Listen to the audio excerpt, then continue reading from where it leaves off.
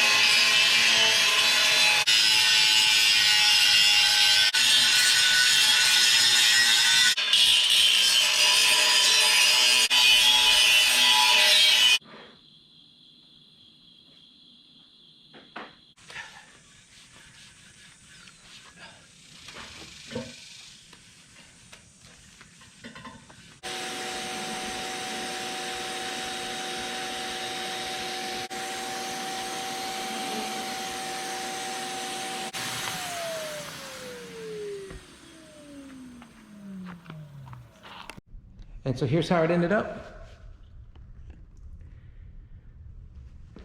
Got those plastic end caps that go in those 3-inch posts, bottom and top. So the glass here is completely level and didn't have any need to do any more adjustments just by grinding those posts to the right height, getting them exactly flat and flush.